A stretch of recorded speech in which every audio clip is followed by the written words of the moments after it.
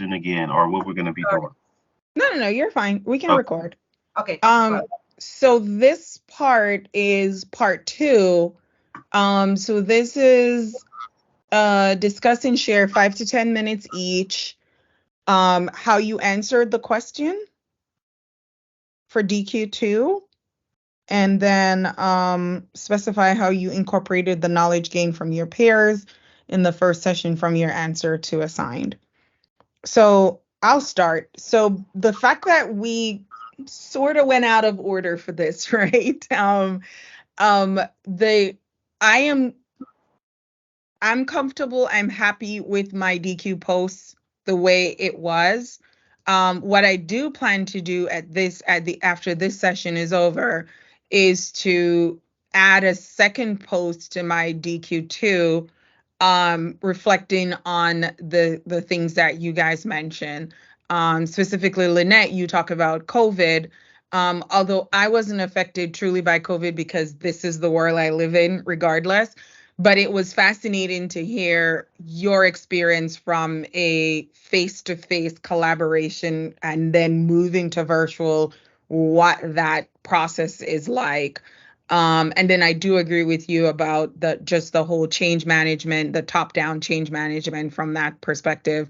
For you, Eric, I agreed with the whole. I love what you said about Sears and Radio Shack, and those people going out of business. Like I grew up with Circuit City and Radio Shack yeah. and going to Sears, right? And then, as you said, to see them go out of business, you have to ask yourself, why weren't you prepared? And worse, Sears, because Sears happened right in the middle of COVID. So it's Yeah. like, was it COVID that caused Sears to go out of business? Being a Toys R Us kids and having a kid and using Babies R Us, and there's no more Toys R Us or Babies R Us, and I don't think my son even remembers. He's 11. I don't even think he remembers at this point what Toys R Us is, even though Macy's is trying to bring it back, but that's another story. But yeah, just understanding what happened then. And again, because I'm in IT, I think about technology and I live in an evolving space of technology, right? But you're right, when you drive down the street and you see some of these business, when I could understand like somebody in the restaurant industry couldn't survive COVID, it's hard for me to fathom a Sears couldn't survive COVID, right? Like Lynette mentioned, stalwart companies that have been around for decades. And then something like COVID, not to say COVID was a very minor thing, but in the grand scheme of things, if you've been around for as long as you've been around, why would something like COVID totally put you out of business? And we're still seeing the effects of that. Bed Bath and Beyond is closing their doors, right? Pier One closed theirs as well. So a lot of those companies, again, that has been around and we thought were tried and true, even in tech industry, Best Buy, right? Best Buy closed many stores. Quick story, I want to update the radio in my truck, and I had to drive an hour to a Best Buy location, even though there's one 20 minutes up the street from me. But I had to drive an hour, and they said I have to drop my truck off for 6 hours and I have to schedule an appointment in order for them to change the radio in my truck. So the question is, can I do it myself? Can I go figure it out and do it myself versus go through 6 hours of them holding my truck? Because they have yet to adapt to what is needed, whether it's manpower or just better scheduling that would make this better for us customers, and hence the reason why they're going through what they're going through right now. yeah. So let me Yes. go. Let me go. Let's go that way. So let me give you Okay. since we go in that way, you come back that way. And I 100% agree. I am going to amend my post as well, to add to it actually. What we've said here, like you said, I do love what Eric talked about because it does line up with my dissertation with business alignment and business and strategic alignment with IT. And the fact that these businesses and a part of what I talked about was a lot to do with those, Blockbuster, and did they not see that we were moving that way, and why didn't they move with the IT that way, right? And so why do we have in Kodak? It's the same thing. I mean, we moved digital Kodak. Why are we still looking for, film? And so those are the kind of things, and we see it a lot of times. And you look at a lot of these online stores now. You have, Walmart is getting smashed by Amazon, right? So what is happening with Walmart? Like, you can almost see the trend, because like you said, they're not keeping pace with technology and what is happening.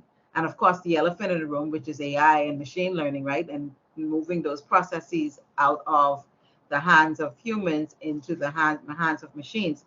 I also like what you said about the derailment of any change projects from the persons in middle management and below. Because if, yes, we can drive down 100%, the initiatives come down, but the initiatives need to come down with incentives and incentivizing. Because if we don't incentivize those initiatives, then they can actually, they go where places to die, right? They go in the corners to die, because somebody will derail that wonderful, beautiful project that you think it was going to be so great. And they come down, and the users are saying, I'm not going to use it. I'm not going to use it. And they don't use it. And then it just goes away and dies. And I've been on many projects like that, because management didn't see the need to collaborate with the whole team and bring them, like you said, bring them along and find champions in that, and so that they can sell that across the board. So I love that, and I think that's exactly what I'm gonna augment and talk about. So Eric, yeah. Yes. So, looking at organization and the inside of it, we're talking about current and future development in IT for transformation. As mentioned before or earlier, when you're in an organization as large as such as software development, you always are going to have changes.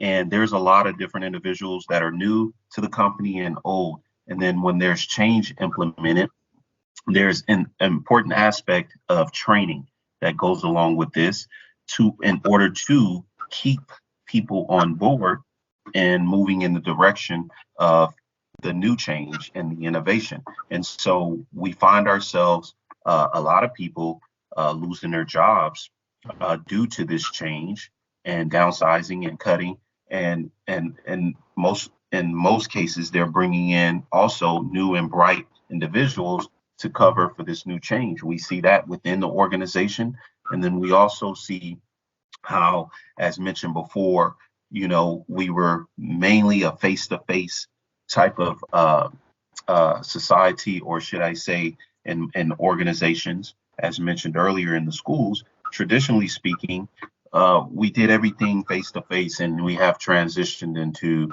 using technology more so, and software like the internet and different apps, app-based technologies to communicate and collaborate. And with all of this change, as you can see, the bigger picture, we're moving into the advancement of technology like AI, robotics, and so on and so forth. And organizations are also investing in this and going to this aspect. And we do see companies that are moving, for an example, um, in stores, right? We know right now these online companies like Amazon, they are thriving, just destroying all competitors because they are already in place with this position of being a tech base on services and goods, and they're just capitalizing off of all of this movement. And that's a perfect example. Now you see some companies trying to adjust. Like, for an example, if you go in the store now, they have shoppers who do shopping for the customer by way of using technology and bringing the goods to them via car, or in some cases delivering it to them, just to keep revenue going and sales up, because Amazon is like the model for in which companies have changed using technology and IT. And so they're benefiting all the other companies you see trying to implement some type of technology to stay afloat. But this is a perfect example of what we're seeing today in the current and future developments in IT for transformation. No, I agree. One thing we didn't, and I realized we didn't touch on it at all, was converting to a virtual team or embracing virtual team technology, right? Technology from a virtual team perspective. There's a cost savings to organizations for doing that, right? I don't know about your experiences, but for me, I remember Adobe had multiple floors in our New York office. And once folks started working from home and even quote unquote post COVID, right? When folks started going back in the office, obviously they implemented the whole process of you needed to provide proof of vaccination before you can actually go sit in the office. But even then, some folks decided that they don't want to go back to the office. They want to work from home for the foreseeable future. So they took a survey and they found out how many empty desk they had in, especially the New York office. They were able to consolidate down to 2 floors. So they actually removed one total floor in the New York office, and now they rent that floor and they're generating income from renting that floors because they no longer need that space for employers. So for employees. So I don't know what your experience is like. And then of course just the overhead carry commitment, right, of rent and utilities and all of that kind of stuff versus us being home. A lot of the costs that they had, well, for some people get passed to them. This has always been my setup. But at the same time, they offset, like one of the things they threw in was they pay $25 off your internet cost monthly if you decide to stay home, right? But I don't know what were some of your experiences in switching to virtual teams. Did you see or did you experience your company saving money, or was the cost handed off to you? Can I start with that one? Sure. Yeah. Well, my change wasn't so much, I've been a student for some time now. So I've been multitasking with employment and school. And as I mentioned before, most of my change that I've seen was going from traditional learning to online. Mm. And so when I did that, I had to learn the adjustments because it was different completely. And in adjusting, um, I actually it was a plus in a sense of it was convenient, flexible, right? You didn't have to really use gas or anything like that to go drive and meet up and be in a space you may be uncomfortable, or conversing with the instructor on a regular basis and all of those things.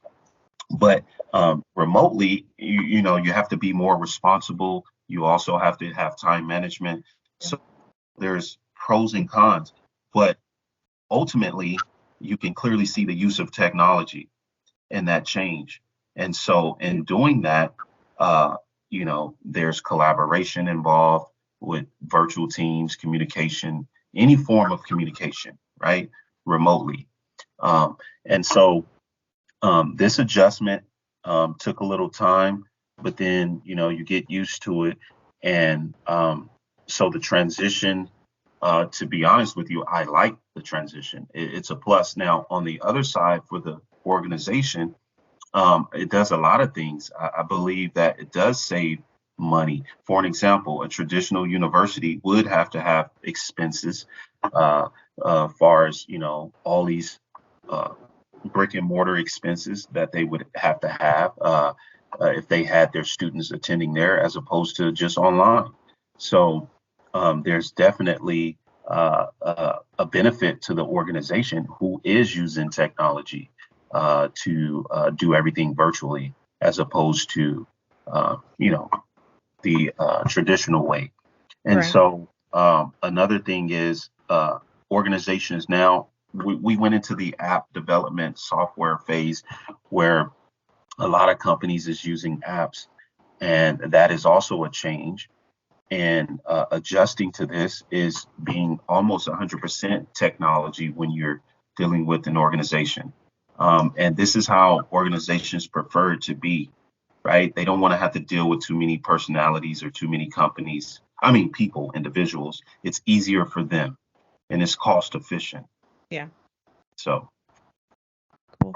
So when it came to the Bahamas and the way that we operate here, what was interesting was a lot of, well, again, the concept here is, if I see you, I know you're working, right?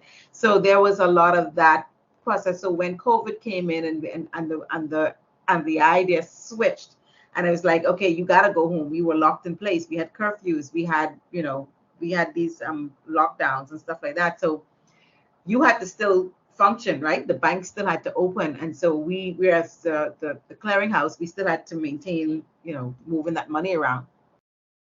So it came to the point where we definitely saw, in the expenses of the organization, it went down tremendously because, of course, the electricity in the office, there was nobody there, so there was the water cooler and all of the minor things that were happening. Um, Needless to say, our particular office is definitely going back 100%, even though I'm still like an outlier, still sitting here. I know, right? Still an outlier, but still sitting here. I mean, I've made so much different changes right now. The PBX is cloud. We threw the service in the cloud. Like I did everything to say, well, okay, we don't need this office, guys. Let me work from home. Let me do what I got to do. But no, our office is going. But we do have organizations within our ecosystem. So, for instance, some of the persons at the central bank departments have moved out. And like you said, I think one of the things you talked about where you said they downsized to 2 floors. There are companies that um, made it where certain departments did not stay in the office anymore, right? So like they and most of what I'm seeing is the technology departments are now sitting home. Why? I don't know, but thank you. Right? So most of the technology departments are now sitting outside. They work remote. I think maybe because they want them to be able to come in and go, and maybe because sometimes people think IT is messy, right? Because especially if they're break and fix, right? So they have all these different things all over the place. So the concept then, I think, in the Bahamas has moved predominantly to a hybrid model. I'm hoping, I don't know if there's ever going to be a time when there are going to be offices that are 100 completely empty, as such as when they had the lockdowns because they had no choice. I know persons have seen the expenses sheets. I know they see it, right, and they see that they were doing they were operating and not spending all of that money. And I think that some persons have said, okay, maybe we can take both of them. We can take the best of both worlds. I still want to have these face-to-face meetings, but I still want to have that cost savings. And so they adopted that hybrid model where sometimes you work here, sometimes you don't, sometimes you turn on the office, sometimes you don't. We as an organization have moving offices now. We found a need that, okay, the office that we have, we would prefer a smart office. And so I think we're doing a lot of the Internet of Things in our new office, right? So everything is going to be controlled, and if we're not there, nothing is on, and we are there, we do the welcome. So that's the kind of thing that we're working on so that we can maintain that savings that we had during the years that we were outside of the office and still have that in office sometimes feel. So I see the challenge. I can see that it worked, and some places have closed completely, and they've just made sure they just went out and did just a virtual desk, right? Our one other story. Our one of our major telcos. We have 2 telcos here, and one of our major telcos. They they completely divested out of their office. They have this big old office that's sitting up. I think it has 6 floors, and it's been empty, sitting empty now for going on 3 years. They sent everybody home, go home. Like they're working now, so they have one other area, another office where their substation is. They created a whole open floor, and now they have hot desks. Right? So if you need to come in the office, then you grab a hot desk and you grab your laptop and you plug up and you do whatever, and then other than that you scurry off someplace. And I think it works for them. And I think that they saw a massive change, because electricity bill here in the Bahamas is a lot. Mm. It's a lot. It's a lot. It could, the generation here, it could be, I was working with a company, and it would be someplace that's somewhere between 20 and 30,000 a month, just on electricity. Yeah. Yeah. So by them not having that, just electricity alone, right? And to light up that sixth floor building, they're probably close to 50, right? Yeah. And so just not to light that up, it's $50,000 just in there and on their balance sheet. So yeah, this. We're actually testing hybrid in one of the San Francisco office. So you have folks who go in 2 times a week or 3 times a week, but then they also have a floor that is what you call hot desk.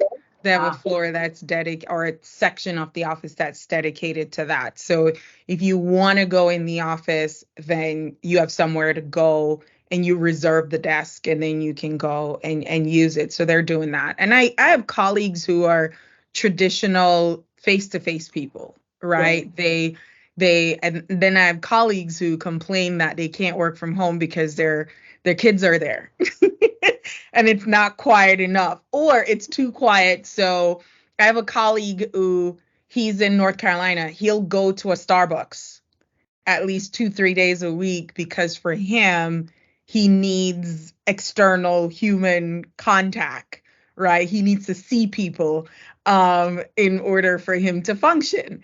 So they always ask me, like, you've been doing this for so long, are you okay? And I'm like, I'm fine. I just figure out what works for me and I go according to that. But I can see where it goes. And as I said, I even, funny story, last year, I guess some folks complained that they missed the office so much and they missed the office snacks that they would have access to.